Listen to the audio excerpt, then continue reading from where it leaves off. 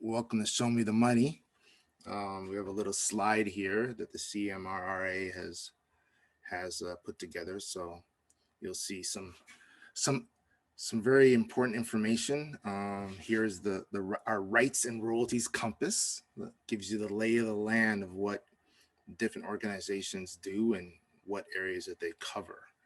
Um, this slide actually will be available at the end. We'll provide you with a link where you can download and get this PDF so you can have it for your own possessions.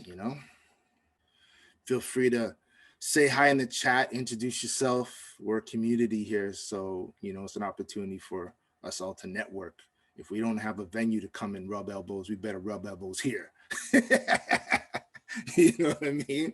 So I'm excited about that. So I'm going to introduce myself. My name is David Cox, also known as Click. I am a music manager, consultant, teacher, and I'm excited to be moderating this workshop, this panel today. And I'm going to start off by dropping this little kind of audio clip. If you can hear it. Show me the money. That's what it's all about. You know what I mean? When I sat down with Rebecca and talked about the goals of this was like, how do we get the information out to individuals about what the CMRRA does, and how does that work? And one of the first things was, well, let's do it by bringing in songwriters, producers, publishers, managers like myself, and just have this like open dialogue discussion and break down some walls and whatnot, So one of the first things I do have to clear is that, we're mainly focusing on the CMRRA and what they do in terms of like the royalties that they collect. Like there's many different organizations that collect different royalties, but today we're going to focus strictly on the CMRRA. And so I'm going to pass off next to Rebecca, who can give you a brief overview on what the CMRRA is. And yeah, Rebecca, take it away. Hi, everyone. I'm seeing a lot of hellos in the chat. My name is Rebecca Webster. I'm the Director of Industry Relations and Communications at the CMRRA. That's the Canadian Musical Reproduction Rights Agency. There will be a quiz after this on how many times you can say that fast. The organization has been around for 45 years. We're about to celebrate our 46th anniversary, and we're the leading mechanical rights organization collecting and distributing royalties here in Canada. We have an office in downtown Toronto, and that's where I'm coming to you today from. And we'll get into more about it, but I'll pass it over to Kim Temple, who's here on the panel too. Hi, everybody. I'm Kim Temple, and I'm president of High Priestess Publishing, which is an independent music publishing company. And I am also the publisher at Six Shooter Records, which is an independent label based in Toronto. I'm sorry, I completely forget who I'm supposed to throw to. Rebecca, can you remind me? It's all good. I got you covered here. Let's go to Nicole next. Nicole, can you introduce yourself and what you do and what company you're with? Absolutely. Hi, everyone. I'm Nicole Pratt. I'm the director over here at Anthem Entertainment. We're a publishing company located as well in Toronto as well.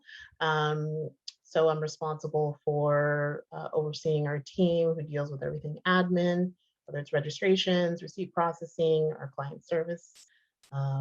Yeah, and very happy to be here. Thank you, everyone, for having me. Thank you. Next, I'm going to throw to Julian. Julian, please introduce yourself. Tell us who you are, what you do. You have to unmute yourself. Right, there we go. You'd think I'd get this by now, right? I'm Julian Taylor. I'm an independent musician, songwriter, and I run my own company. It's called Howling Turtle, and that's where I release all my records. And used to be in a band called Stryker Crossing. Then I switched and created a band called the Julian Taylor Band. And as of right now, I'm just doing my own solo thing, and I've been performing and part of the industry for 25 years now. Wicked. And lastly, Quest, introduce yourself. What's up? I'm Lord Quest, producer, songwriter, and A&R for Warner Music Canada. I've been creating and writing music for about 20 plus years, based out here in Toronto. Yeah, so I'm just here to bring y'all some information. Wicked, wicked. So now that we've kind of introduced everybody, I think the next thing for us is really to start with kind of some key terms and concepts before we really dive in. So I'm going to throw it to Kim. Kim, can you break down exactly what is a music publisher? A music publisher is a manager of songs, basically. So for an artist, you have a catalog of songs. A music publisher can come in and help you manage that. As a songwriter, you are already automatically your own publisher. So when you register your songs, you are 50% writer, 50% publisher. You can bring a publisher on board to publish your songs, manage your catalog, make sure your registrations are complete and properly filed all around the world, make sure the royalty pipeline is flowing from foreign territories. Music publishers can also try to get your songs out into the universe for other people to perform, or to record or perform or cut. We try to get sync placements in film, television, gaming, ads. Yeah, we're basically your manager of songs. Wicked. And Nicole, maybe you can let us know a little bit about so hearing what a music publisher is, what is like a publishing administrator? Very good question. So a publishing administrator is to jump off of what Kim was saying, someone who manages your work. So when you write a song and you need to collect income for that, you actually exploit that work, you want someone to cut it, you want to be paid for that, a publisher will help you with your registration. So we'll take your works and make sure that you're registered all across the network. So with CMRRA, with HFA, with SOCAN, making sure you're getting performance royalties, reproduction royalties. And as we register those works, we also collect that income on your behalf, make sure you get paid for everything that you're supposed to get paid for, and distribute that royalty to you. And there's an admin fee associated with that as an administrator. So, we collect on your behalf, we do that work, we have an admin fee, and just make sure that you get paid for the work that you're doing. And Julian, being that you're, I believe you're a self-published songwriter, is that correct? It's partially correct. Okay. I am a self-published songwriter for the most part, but when my first album was released 20 years ago, actually this is the 20th anniversary, Warner Music owned that record, and the publishing was owned by an independent publisher called TMP, the music publisher.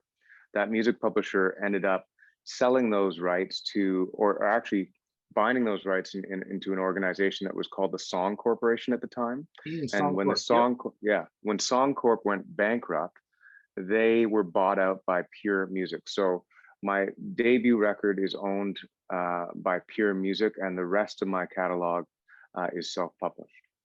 So when we use the term self-published, how do you define, like, what does self-published mean? Just, I'm breaking this down for, like, this is like the for anybody who doesn't really know, you know what I mean? Well, basically what that means is that, going to what Kim had said, that I own, there's the 50% songwriter royalty and the 50% publisher royalty. What I never did was create my own publishing company. I just collected all the royalties through either through my personally, just as Julian Taylor, and then the rest would siphon through my company, Howling Turtle Inc. So self-published means whenever I'm, listed when people ask me what my publisher is, I just say self-published, and then I use the organizations that I have in North America, which would be SOCAN or ASCAP in those lines. And I'm unfortunately, I don't know a lot about the international publishing world. I don't know a lot of that, but for North America, for sure, that's what it means. So I own both halves, if you will. Right. So basically, just for our audience, self-published basically means you don't have like a publisher like Kim, or let's say an administrator like what Nicole was talking about, actually overseeing or handling any of your publishing. You do it yourself. You know, I have to do it myself, but there are other writers on songs and whatnot, and they get their share directly from the performing rights organization. Yes, and we'll get more into that. And Quest, I think that's kind of, I mean, from your perspective, is there anything you would add to that? Because you being a self-published writer, producer, but at the same time, you've also been with a publishing company. So is there anything you want to add to that, to what Julian was saying? No, basically what Julian said was on the money. And I again, just to reiterate what Kim and Nicole were saying, the biggest difference between being self-published and having a publisher is having someone who administers your catalog, someone who can oversee and make sure that, hey, this song was written by so-and-so, making sure all the splits are there, making sure all the people are accountable. So that way, at the end of the day, you get your just due. So if the record is in question here, if there is a dispute, your admin will be the person that will speak on your behalf, will try to sort that out for you. So it's like, it gives you the liberty to focus more on the creative as opposed to focusing on the back end, right? That's the plus side to having an admin or having a publishing company. Right. So before we go further, Rebecca, could you explain what is a collective? So the term, I hear collective thrown around when speaking with the CMRRA, for example. CMO, what is that? I'll answer that, but I just want to add something to this discussion. That we're talking about music publishers and we're talking about self-published songwriters, and for the most part, music publishers are our main clients at CMRRA. So they join us and become part of CMRRA and clients of CMRRA. But if you don't have a relationship with a music publisher or a publishing administrator, and say you're like Julian here, or even Quest at times, I think, you can also just join us directly. And those two relationships, we just consider you your own publisher in that sense. So just understanding that is important to set out there. In terms of what a collective is, there's a lot of acronyms in rights and royalties in this landscape, and collective management organization is an umbrella term that describes what CMRRA is. And the reason it's important is it comes down to a couple things. One, if I were to go to Spotify, for instance, if I was a songwriter and I was trying to negotiate a license with Spotify, it would be pretty hard as one human or even one music publisher. It would just be impossible. And you can imagine how many people would want to do that if it was possible. If at CMRRA, we can do it collectively on behalf of our entire client base, and therefore we can negotiate royalty rates that actually represent who we're speaking on behalf of. So that collective weight is really what we're talking about. And then on the industry side, we can talk about how collectively in the industry we can lobby the government and let them know how important rights and royalties are. We had a really good example of that during the pandemic, where all of the collectives or rights organizations went to the government and said, we need to exclude royalty income from CERB payments in Canada. So that weight, again, is what's important. So basically a collective is the muscle yeah. to fight on people on songwriters' behalfs, so that's awesome. Yeah. And we really are speaking on behalf of the song and those people who own those song copyrights, whether it be a music publisher or the songwriter itself. Great. I do want to encourage people that are watching, feel free to ask any questions. We will be covering a lot of stuff today through this, but at the end, we will go through some questions and just see if there's anything that we've missed and things of that nature. There has been some, I don't know if all the polls have gone out yet, but there's a couple polls too. So please fill those out so we just have a better understanding of like who's here and who we're servicing, you know what I mean? So my next question is for Kim or Quest, whichever one of you want to jump in, please feel free to jump in. Again, we're addressing like key terms, key concepts, just to put it all out on the table. So like, what's the definition or concept around like one composition? What is one song composition versus many recordings? It sounds self-defining, but like, can you break that down a little bit? Kim? Sorry, I'm not sure I'm understanding the question. So one composition. One song composition versus many recordings. Well, I mean, with the songs that I deal with, sometimes I send my songwriters to do a collaboration, which is a one-off. It's a co-write. It's it's either for a specific project or it's for their own development. Like, hey, I'd like you to try writing in another genre because I think you have, you're a great lyricist or top liner. You're really melodically strong. Why don't we try to team you up with a couple other, a producer and another songwriter? And so that composition will be broken down into share splits. We'll discuss ahead of time. And sometimes this is what's great about having a publisher on your side is, we'll go in and, we want you to go in and just create and have fun and be free, get to know each other. And, the publisher is the one who's basically going to say, listen, what are the share splits? You went in, you collaborated. Let's all try to agree what percentage of the song you created, or maybe you're all going to do equal splits, but let's try to pin down what the share splits are going to be for that particular song. And I do deal with a lot of artists who collaborate on a whole album. They'll have a bunch of different collaborators for each song. So I'm going to have to go in and really nail down the metadata for each song, who the writers are, what's their PRO, so are they SOCAN, BMI, ASCAP, maybe they're from a foreign territory, maybe they're GEMA, maybe they're PRS, and then get their IPI numbers, which is their unique identifying songwriter number that follows them all around the world. And then I'm going to try to get their publisher information as well. So that, I would say, is the difference between a composition as opposed to, when you're trying to track metadata for songs on an album, and that involves ISRCs. I don't know. Does that help? Am I answering the question properly? I believe so. I think one thing I want to jump in, because I feel like sometimes it seems like a very simple thing, but just to be clear, like what is when you say metadata, what is that?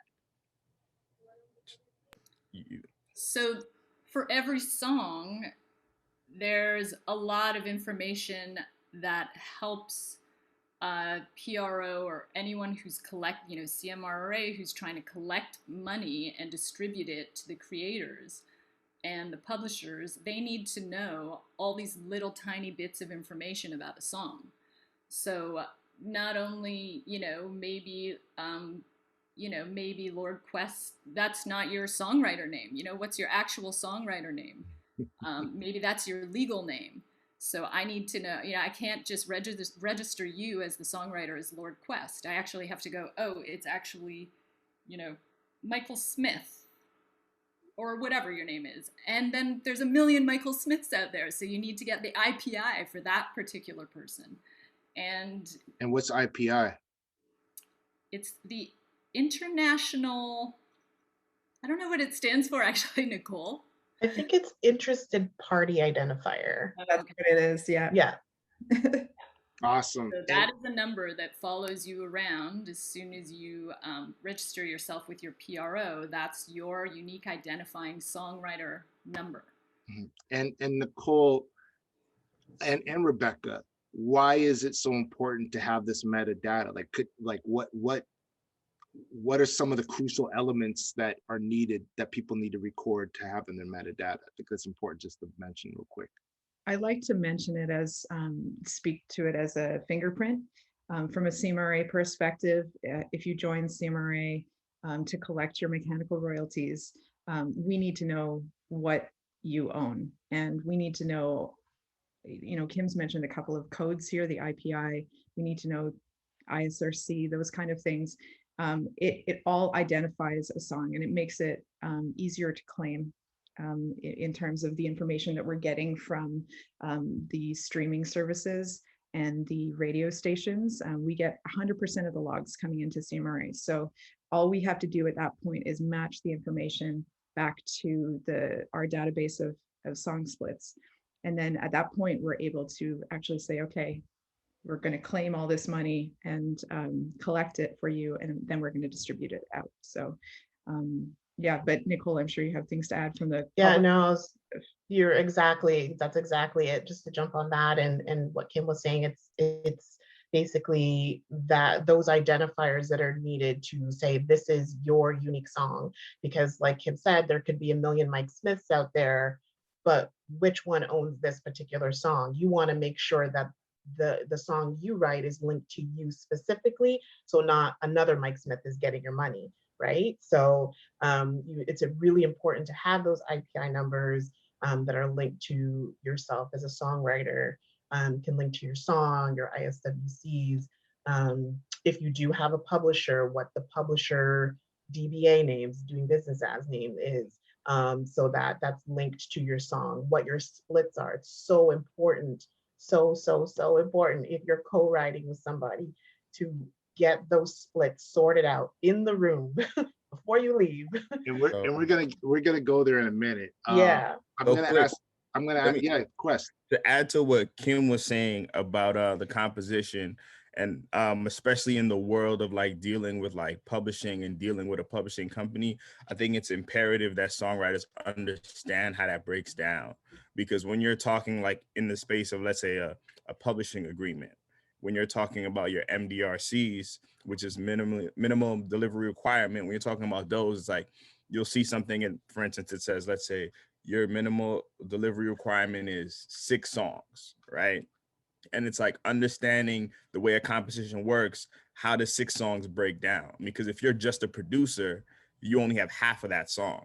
So in actuality, your minimum delivery is 12 songs, not 6 songs, because half is only half. So two songs would constitute a whole song in the eyes of a publisher, right?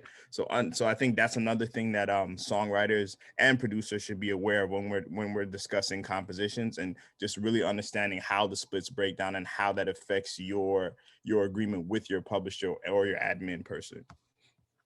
Thank you.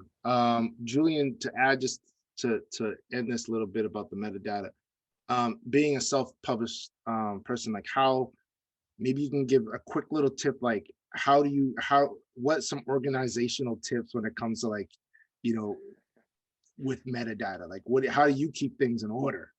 Wow, with great struggle and difficulty, to be honest. You know that because we've worked together on several projects, back and forth. But I think that maybe it's important as an independent songwriter for people that don't have publishers to understand where they can find this metadata. Now, first and foremost, Kim and both Nicole mentioned that your number that you get from your performance rights organization is one identifier, but the RISC codes are sometimes trickier to find.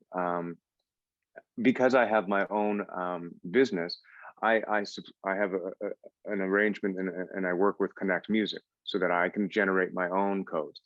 But as an independent artist or musician, depending on who your distributor is, they may be able to generate those codes for you as well.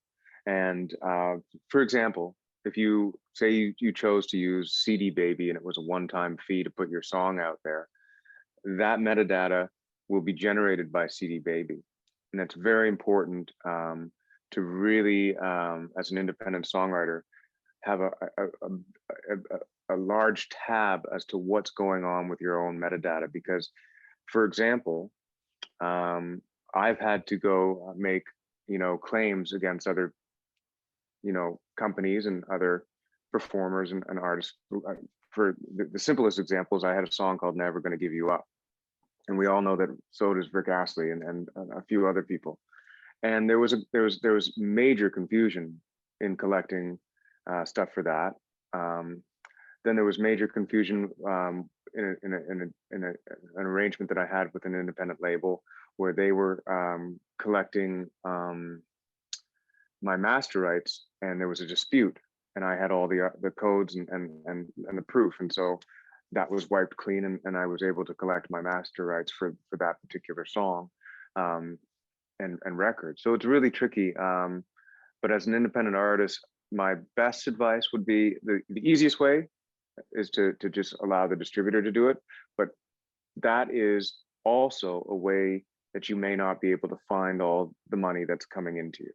I would like to intervene and say, being a manager and working with artists, I actually really think it's important that you get your own RSSC codes. I agree. I think it's important that you can go to Music Connect and easily get your RSSC codes. The reason why I say this is because if you go to, let's say, CD Baby, and you actually put out your release through CD Baby and they give you an RSSC code, sometimes it can be challenging to get that information from them if you decide to leave CD Baby and go to another distributor.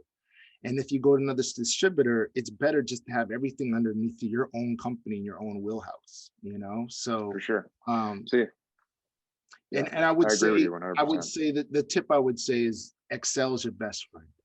Yeah. Excel is your best friend. Yeah. You know what I mean? Don't be scared. They're there to help you. They're not there to fight you. You know what I'm saying? But for sure.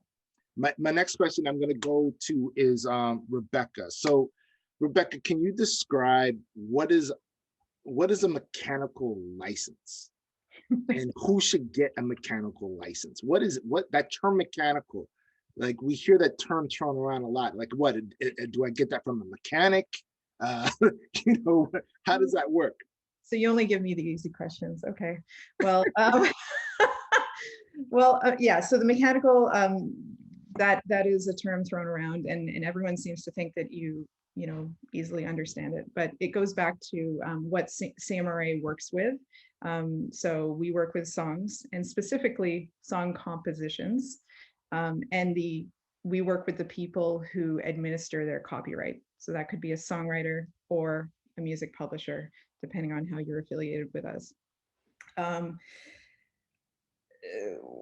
to explain this? A mechanical speaks to the usage of these songs. So anytime that song composition is streamed, played, or downloaded, there is automatically, or there should be, some form of compensation in the form of a royalty. When it first started, mechanicals, the idea of the reproduction of the mechanical came from an actual composition that was reproduced onto a piano roll. That was the physical mechanical, like that's where it comes from, the physical reproduction of it. And that's actually how some people interact with CMRRA in the first place, where they're covering a song on their record and they need a license for it. So they come to us and they speak to our pay-as-you-press department, and they get a mechanical license to reproduce. Now on the other side, there is a need for anyone who's using the music on their platforms to get a license to do that. So the platforms themselves, that's who we license. So things, ones like Spotify and Apple Music and any online streaming service in Canada, for instance. And that also applies to radio stations. So all levels of radio stations, from satellite to commercial to campus radio stations, that would be a broadcast mechanical. So it's all about the reproduction or the usage. Yeah, I think I got it right.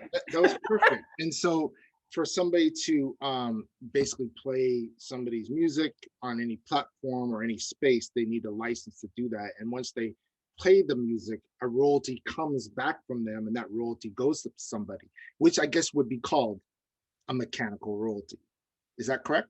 Yeah, that is correct. In the middle of that, there is a matching service where matching mechanism that happens. So, you know, there's an acknowledgement of who's the copyright owner is, what the splits are, and then the breakdown happens. So if you are a client of CMRRA or you become one, your invoices actually have share by share payment, because we know that songs aren't necessarily just written by one person.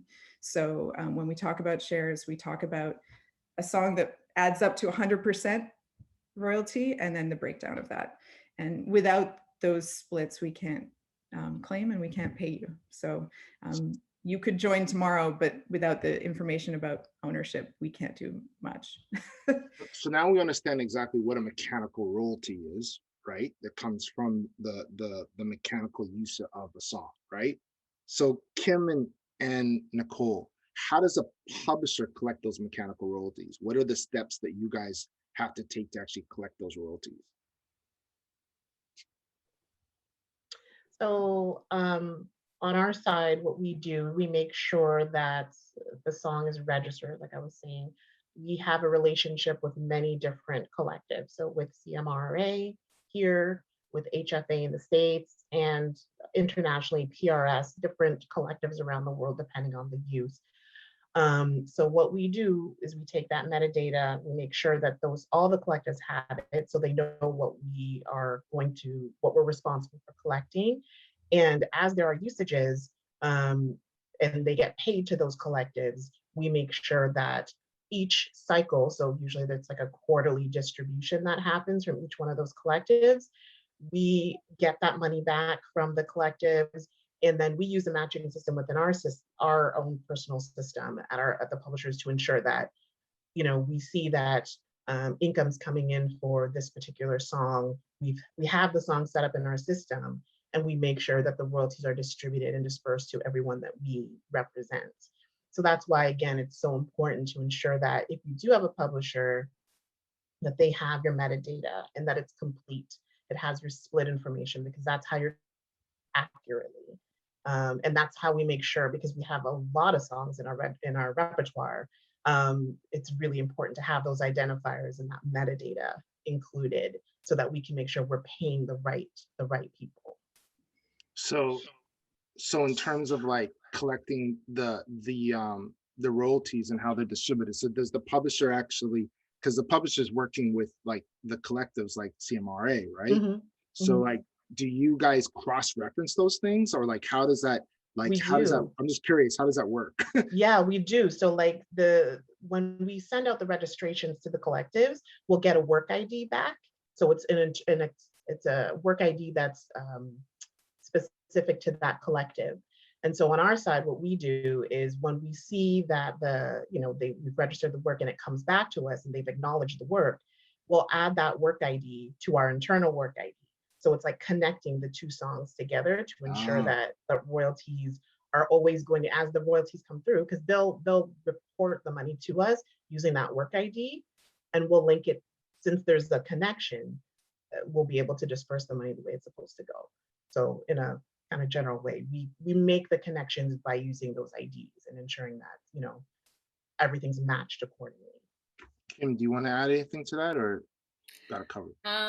Well, on my side, it's a little bit different, but we use Pure Music as our sub-publisher around the world. So they've got offices all around the world, and, you know, it's really helpful for us to know that, you know, we, as Nicole said, what's really important is making sure we have the metadata under control, and then we hand it over to Pure Music, and they'll come back with any questions for us, if anything's missing, if anything's incomplete. But basically, you just want to make sure all the metadata is lined up, make sure that it's properly registered. We start with properly registering it in Canada, and then Pure Music will take it around the world for us.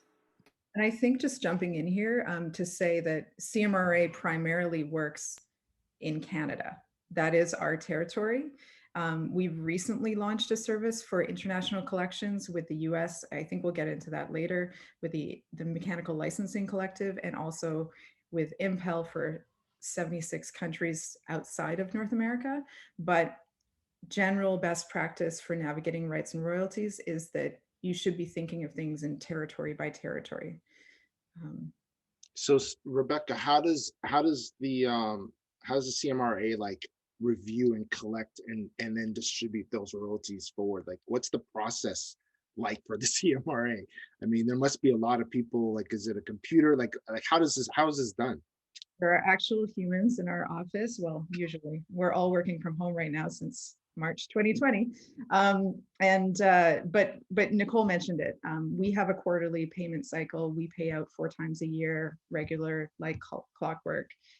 Different payments come through at different times of the year. So broadcast mechanical might not be collected in all 4 quarters of the year, but there's sort of a regular rhythm that happens and is collected and distributed. And as both Kim and Nicole said, it gets distributed to our music publisher and our self-published songwriter clients in those intervals. We get 100% of the information sent to us by all the services, and there's a matching that happens. If there's any disputes, there's people at CMRRA who also deal with that kind of resolution as well, because that is essentially, that gets stuck in the system. We can't pay anything if there's a dispute. I should mention too, mechanicals work in a different way. They don't, if you only own a 20% share, or you're representing someone who owned a 20% share of a song, you can join directly to claim just that part of the song. So that is really important to know, because it works a bit differently on the performance side. You kind of touched this already, but like, what is the difference between like how royalties are collected in Canada versus America? Is there a difference? Well, I know there's a couple of lawyers watching me on this one, so I'm not a lawyer, so let's put that out there. But there are some marked differences between the two places. I'm not going to name them all, but I can say that we have the ability to collect more here than the US, and the US is a constantly evolving situation right now. And so I'll just leave it there, because I could spend like 30 minutes on it. But is there a rate for the mechanical that's different between, like, obviously, like when we're talking about mechanicals, right? We're talking about songs, and we're talking about physical, like, obviously vinyl's still something that people are pressing. Julian, are you doing vinyl? Do you do CDs still? Yes. Okay. Yeah. And then you have digital streaming, and then you also have digital downloading. Yeah. Is there a difference in the mechanical rate between all these things? There definitely is. Rates are something that people are talking about all the time. And I usually caution people to have some media literacy. The stories you see in the news are often speaking about the US, and they're often speaking about performance royalties, and not necessarily mentioning the publishing or the mechanical royalty that's also implicated in a song. But for us, we often negotiate direct agreements with the services, because legally we are allowed in Canada to do that. And those rates determine these payment terms. They're usually renewed every 2 years, approximately.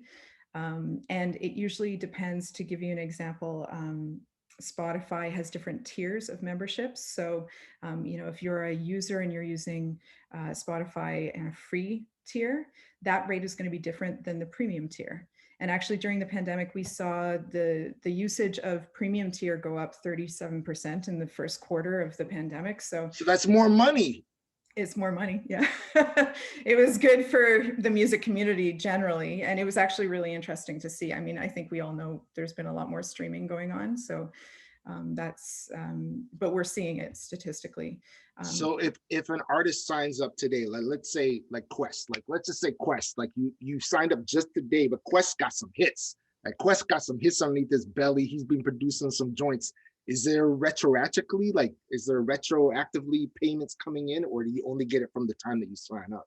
That is the good news. For the online music services, I'd be able to Quest, you'd get your money. Say Quest put a song up on SoundCloud 10 years ago, then we'd be able to go back to all of those 10 years for the online music services. That's specifically the digital streaming services. so that's something that it operates very differently from performance royalties. And it's definitely a bonus if you're just hearing about CMRRA today through this. Then you should get on that and get your stuff registered and sorted out. So I think we covered this question, but I'm going to ask it just in case, just for my own sanity. But like, so in the digital age of streaming, does reproduction work? Like, does the term reproduction work within CMRRA? That Yep. like, you know, when you go get a CD and the idea of having to like get reproduction rights for mechanicals of with a CD or vinyl, is that the same with streaming? For well, like there's still a usage happening, there's still a reproduction happening. The platform is going to be licensed for that usage, so that's how it's implicated. It's not the same where you're trying to, you know, if you were pressing vinyl and you're trying to apply for a license for that usage, it doesn't work in the same way for the digital era, but for the reproduction, it's still happening. And so it still needs compensation, and people still need to get paid for their songs that they've composed and that are being used out there. Awesome. So I'm going to get into some like scenarios now. I really wanted today not just to be throwing out question and answers. I'm like, okay, I want to get into some scenarios and since we have a great panelist of people in different areas. I'm going to start actually with Question and Julian. If the two of you write a song together, how do you guys, like, let's say you guys go in the studio, how do you figure out the splits? Like, how does that even work? What are the processes that you guys take in that scenario? Do you just walk in with a bat and say, Julian, this is what it's going to be? Like, what's up? 100%. I mean, I tell Julian we doing a 90-10 split, and that's that. But no, definitely it's one of the more sensitive conversations that I implore a lot of creatives to have. And I can speak from my own experience because I know earlier on in my career, it was something that I wouldn't have, because I would just figure everyone was working on good faith, or I just felt like I was the underdog in the room. So, you know, you just kind of take what you can get. But again, that's how you get into a lot of unfavorable situations. So definitely, if like me and Julian are working in a session, it's dependent on what's done. I mean, so if it's a thing where it's like I come in and I'm producing the record in its entirety and Julian writes the music, he writes the song, the melody and everything, then it's pretty clear cut. It's a 50-50 split. But if it's different, if it's like, let's say I'm producing the record, but then Julian worked on some of the production as well. And then, but I didn't do anything on the writing side, then the splits would change. It might look something more like a 70-30 split or something, depending on what was done, right? And I think that's, again, it's a conversation I implore creatives to have, but I implore creatives to have it in the moment of the session. It's very uncomfortable to have that conversation, but it will save you a world of headache. Like literally you finish the song and just write the tentative splits there, because it can change always. Like if me and Julian work on something now and we're like, okay, cool, it's 50-50. And then maybe a couple weeks later, we decide, you know what, we're going to bring someone else to come in and do work on this, or Julian's going to have another co-writer to help him rewrite the song. It changes the splits, but at least we had a starting point. And there's a conversation there, and there's the dialogue there, where I feel like a lot of creatives don't have that. They kind of assume that, you know what, okay, cool, when it comes time to doing the paperwork, we'll do the splits. And a lot of people forget that, depending on the situation, because if there's a bigger dog in the room, which usually there is to some degree, that person may tend to want to muscle the situation to their benefit, right? Depending on what the situation is. And then outside of that is we're all human. So people forget things. So it's like, if you're coming, especially if we're talking about music, you write a song today, the song may not see the light of day for another 2 years, another year or something. Are you really going to remember the splits from 2 years ago? You might, you know what I mean? But then Right. at the same time, you might, but then I might remember, but Julian might not remember, or Julian might remember and I might not. So because of that, there's a discrepancy there. I might be like, I don't know if that's what it was. You know, I don't really agree on that. Or, yo, this is what it was. So it's best to do it in the moment while it's fresh in everyone's mind. So that way, 2 years down the line, it's like, okay, cool. Well, let's revert back to this Excel sheet or this physical sheet, however we want to do it in the moment, and be like, okay, this is what we agreed on March 31st, 2021, this was a splits. It was 40-60. That's what we agreed on. You know what I mean? Okay, cool. Mm-hmm. And then that way we can move forward. If things have changed since then, again, I would say, if let's say in the scenario I posed, a month later, a couple of weeks later, Julian wants to bring in another writer, or I bring in another musician, Well, it's this a conversation to have again, to be like, hey, this is what's going on. Then we readjust then. So that way, every step of the way, the conversation is up to date. So when it comes to that final point, everyone's on the same page. There's no discrepancies. And then when the record is registered and sent to like Nicole or Kim, it's easy to claim the money. Now you have a song that registers at 100% as opposed to 110%. Okay, cool. Now we got to go and dispute and go back and track down this publisher and have this conversation with this writer, and it just becomes a headache. So it's always, I implore creatives 100%, always do your splits up Right. front. So Julian, let's just to make sure we're all on the same page, okay? You know, Quest has been waving around his bat, so I'll let you have the machete now. So like, how do you handle it? Is it the same thing? How are you feeling? From my experience, it's very similar for sure. I think that writers who are working together should have that conversation right there in the session. My career has gone a little bit different because that conversation certainly came up a really long time ago, like 20 years ago, when I was in a group. And I don't necessarily see a lot of groups right now. They may come back when people are hang out. What do you mean? Okay, well, you know what I mean. But like actual bands. Right, I hear you. I see groups, not bands, but maybe that'll happen when the pandemic's finally over and people can get together. But what happened to me 20 years ago was I was the main songwriter in that particular band. And it caused a lot of friction because everybody who played on the record had a feeling that they wrote the song. So what I ended up doing in the early days was, no matter what happened, if I wrote the song, I gave my band members a percentage of every song that I wrote, whether they wrote it or not. Everybody was like, so if there were, how did it go? Anyways, but say I took 40% and then everybody else got, 10%. And that's how every song was registered for those few years. And then as I got into writing with more people, like Lord Quest says, like you go in and there's certain things, like the producer part is brand new from when I started. Like the producers never really in that day and age were getting a lot of the songwriting credits. They'd get their producer credits and the labels would pay them, and that would be fine. But now producers sit in this different world, which is great. So for example, been working with somebody who's a producer, and I know that he's put a lot of effort into producing the track. So we'll probably split down the middle, 50-50. That's what we're talking about. But because I'll be writing the words and the melody. And yeah, when you add more people into the mix, you got to talk to them. It's certainly a very, very important conversation. Probably, if not the most important conversation that the music industry has. Right. Nicole, Kim, is there anything quickly you want to just add to the song split thing from your perspective? Is there anything that we're missing here, or can we move on? Well, I really love what Quest said, and I agree that 2 years down the road, something could happen with a song, and then everybody's like, oh, who wrote, how do we get in contact with everybody? Or say I get a sync placement and I have to go to each writer, or if they have a publisher, each publisher involved in that song to get approval to do this sync placement. I need to have everybody's contact information. Sometimes Click in the advertising world, especially, it's turnaround is like, you got to get back to me within 12 hours or we're moving on to the next song. So, we need to have the metadata. If you have it in a spreadsheet, if you have all your co-writers' contact information and all their publishers' contact information, it helps a publisher so much. Right. And also when you're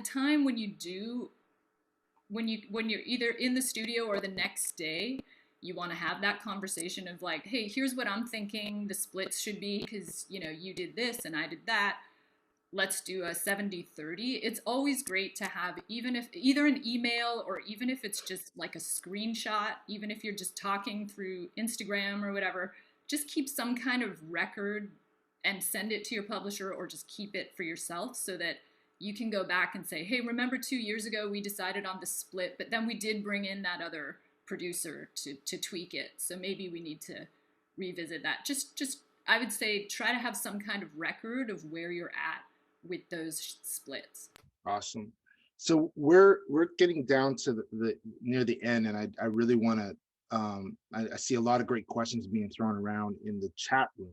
But what I would really love is if everybody could please put your questions in the Q&A. And if Taylor from CMRRA or even Rebecca, if you guys can take a look at those questions and maybe just mark off which ones we've already kind of answered, because there's a lot of things being thrown around, we could organize a little bit better and answer some of these questions. One of the last things, next scenario that I wanted to ask was really around if a song's commercially released, right? Like you have a new song you're gonna put out, and let's say, Quest is the producer and he's signed to, let's say, Kim's publishing company, and let's say he wrote the song with Julian, like Kim, like what are the steps that you're looking for from, obviously, Quest if he's one of your writers? Like, have we covered this? Is there something particular that you would be looking from him to make sure that you're able to collect these CMRRA royalties properly? When you're dealing with your writer, like, is there anything else that we haven't spoken about that you feel is needed? Not really. I mean, as soon as the song is created, having everybody's information who's involved is key. I can't think of anything else that we haven't covered. Nicole, can you think of anything? No, I think we covered everything.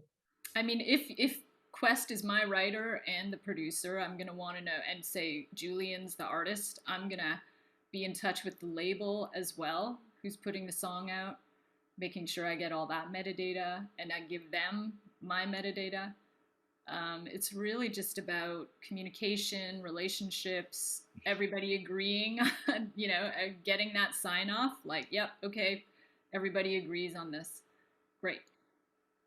There's a question in the chat that says, what is a master? Do I own my own masters if I'm signed to a label? If I do not own the masters, do I get royalties from CMRRA? There's a lot of questions there, but we don't deal with masters. So I just wanted to put that out there, that it's a different royalty.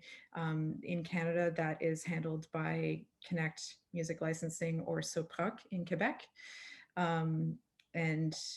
Or if you're signed to a label, they might own your masters and deal with the administration of that. And masters, when you're talking masters, that's like the actual song, like a physical, like the actual audio, the master, recording. The recording. And that's usually whoever is the owner, whoever, like the real term comes down, like whoever paid for it. Like, if I was going in the studio with Julian and Quest, and I'm Julian's manager, or, I work as Julian's business partner, whatever the case is, and we paid Quest for that production, and we actually then own that record. And now Julian would actually own his own master. Is that correct, Julian? What do you want to say? Sorry, I just wanted to clarify one thing, because as an artist, sometimes people get confused. Like, for example, let's say All Along the Watchtower was written by Bob Dylan, because some people get confused. And then the most popular version is recorded by Jimi Hendrix. And the reality is that Bob Dylan is the songwriter, but Sony paid for that particular recording, so they own that master. And then Warner paid for the recording that Jimi Hendrix did. They own that master, even though the song is the same. That goes back to that one song composition, many recordings. This is exactly a good example.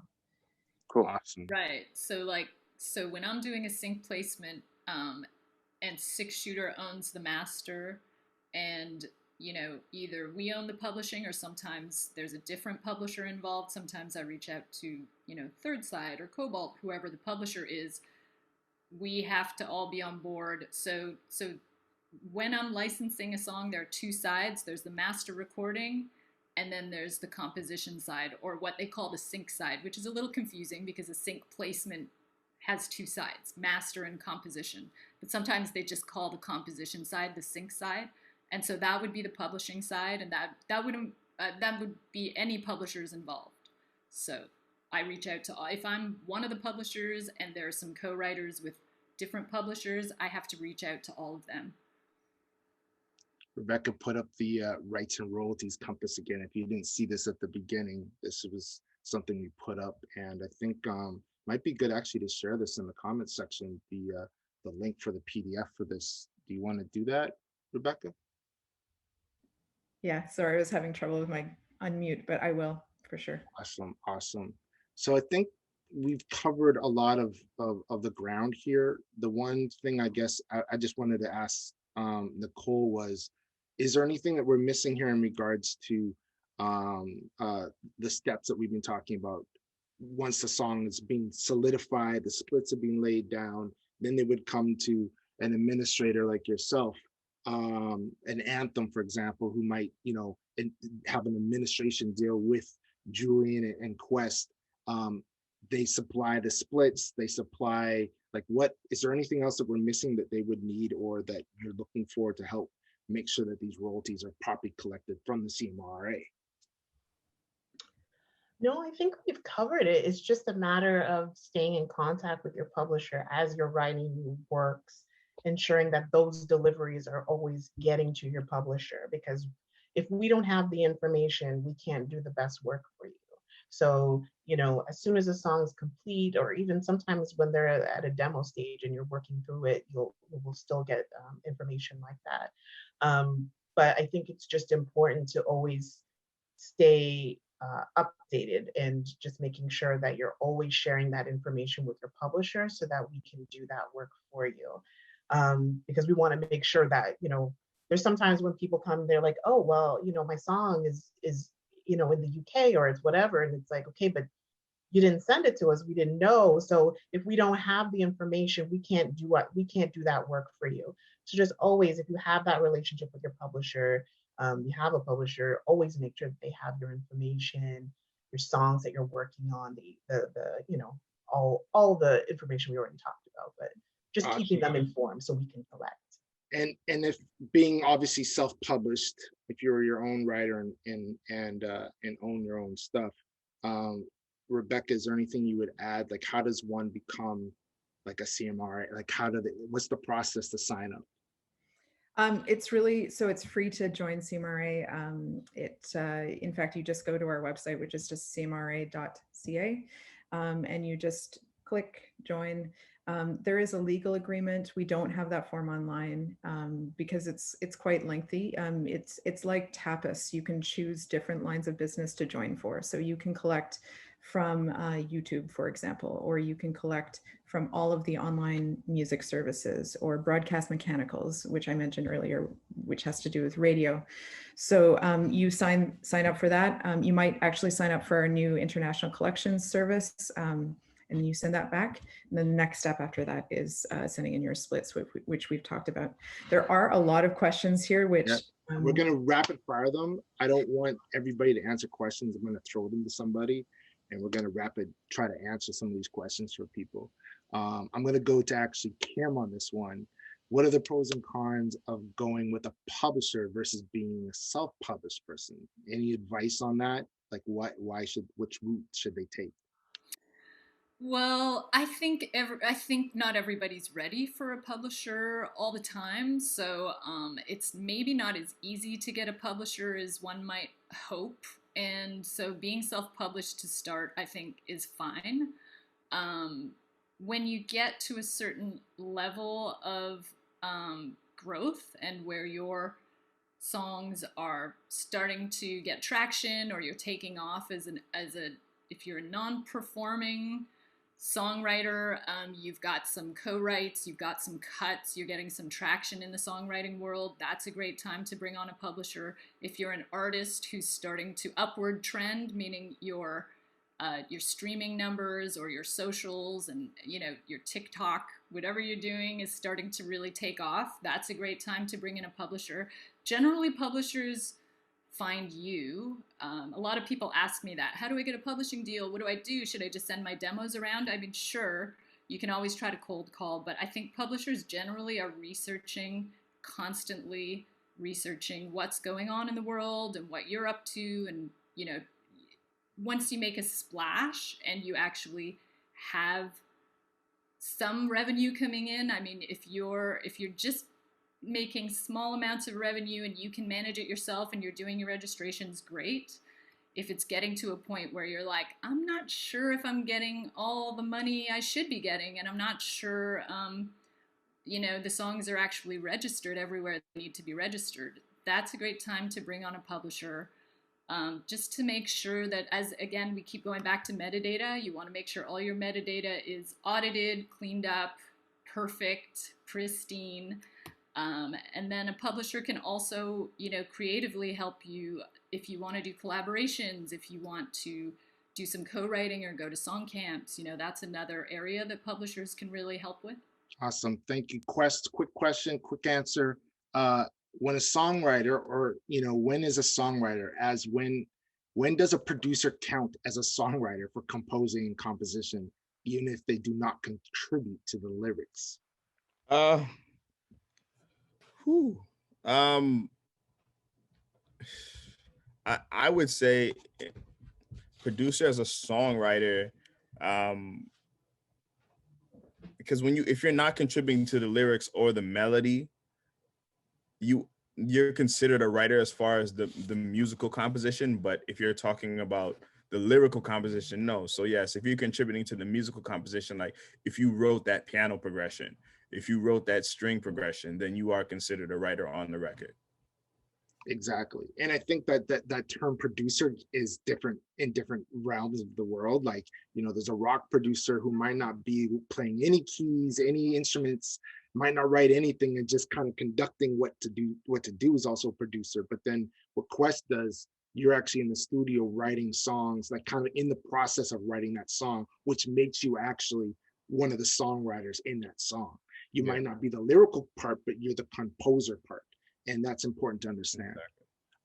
Rebecca, question for you is why, so there's CMRRA and there's also SOCAN-RR.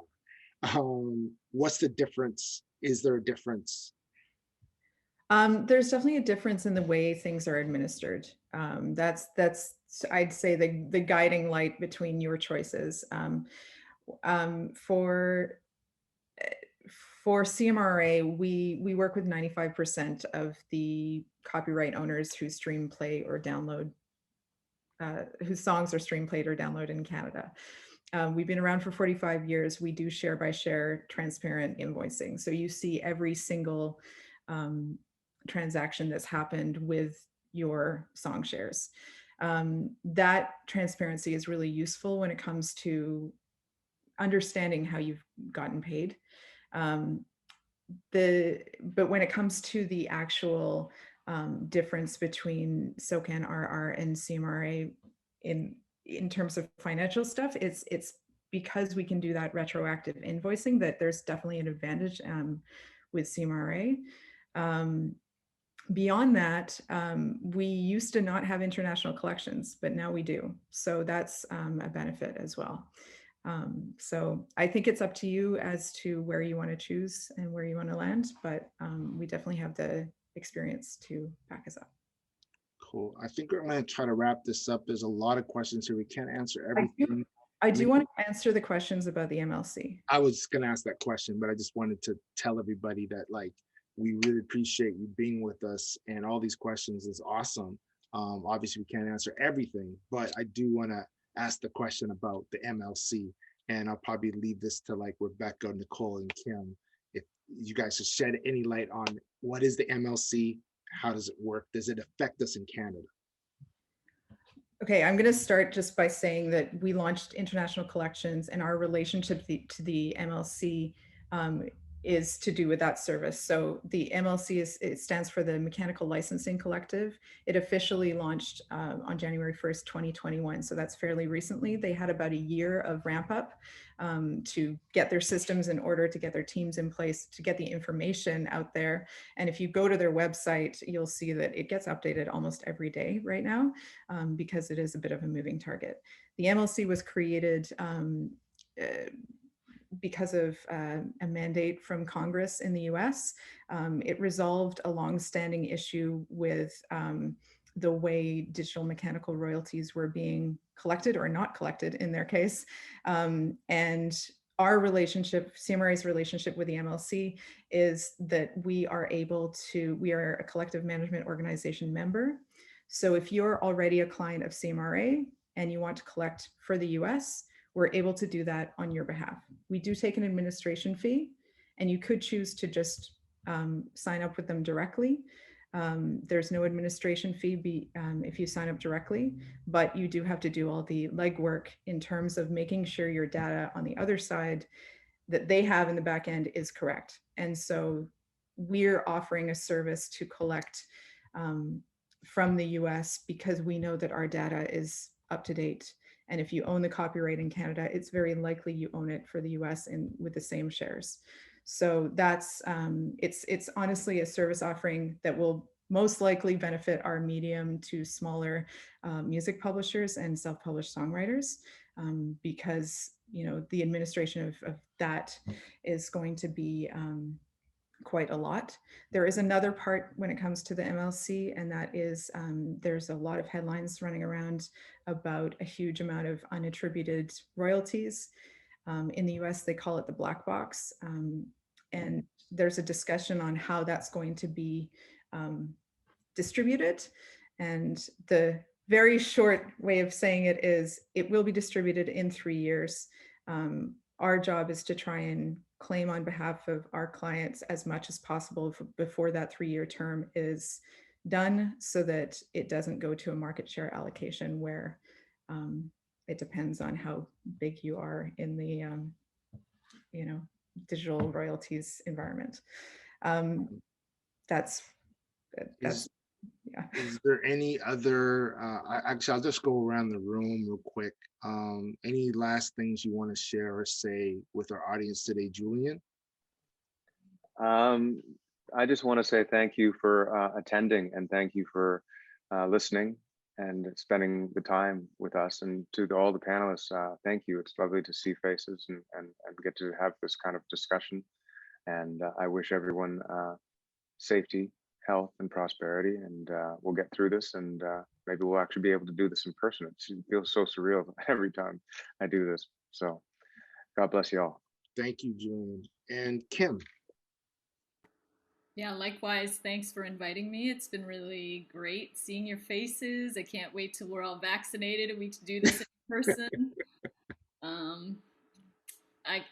I don't really have anything. Well, one thing I do want to touch on that I feel like maybe I didn't say, but we touched on it a little bit, is, you know, bringing a publisher on board is really just about expanding your network as well. You know, publishers have a lot of relationships with different parts of the industry, music supervisors, you know, and creative pitching is something that publishers do very well. You know, that's how sync placements get landed, generally speaking. So that's one other aspect of what we do. And I'll let Nicole say if there's anything that we missed during the panel. But thanks for having us, Click. Thank you. Yes, just to echo everyone, thank you so much for having me. I really appreciate it. It's wonderful, you know, getting in a room and just talking things out sometimes. I would just say to everybody who's, you know, starting out and listening, and this is all seems very, you know, can seem very intimidating, seem like there's a lot and there's so much. But there's a lot of resources out there for you to, you know, to go to, you can speak to your collective, you can go to CMRRA, you can go to SOCAN, things like that, just to get the information that you need, you know, if you're starting out. And start small, start slow. Yeah, there's the music community is a great community, and I think people will reach out and help each other. So yeah, thank you for having me, and I just wish everyone the best. Thank you. And I'd like to thank CMRRA for asking me to help moderate this and put this panel together. I also want to shout out a lot of different organizations. One of the major things that my goal of this was actually to get this in front of a lot of people of color, to try to get this in front of more people that might not understand where the money's at. And so I couldn't have done that without reaching out to organizations like Advance, the NIA Center, Remix, Manifesto, so many different, like, you know, youth driven communities to make sure that our next generation know where the money's at. You know what I mean? So I want to just acknowledge you and say thank you for taking this information and passing it along. And I hope that we were able to shed light today on what mechanical royalties are and how you can get them and how easy it is. It's actually, I try to keep this as simple as possible and make it easy. Quest had to leave, he had another meeting, but I want to send a big shout out to Quest for being here as well. And Rebecca, thank you. Any last things you would love to share with the audience? So one of my goals is to try and educate people. So Click, thank you for helping with this and opening this discussion, because I think that it's a really engaging way of getting the conversation going. So thanks. Cool. Well, thank you, everybody. Have a great day, and you know, chase that money.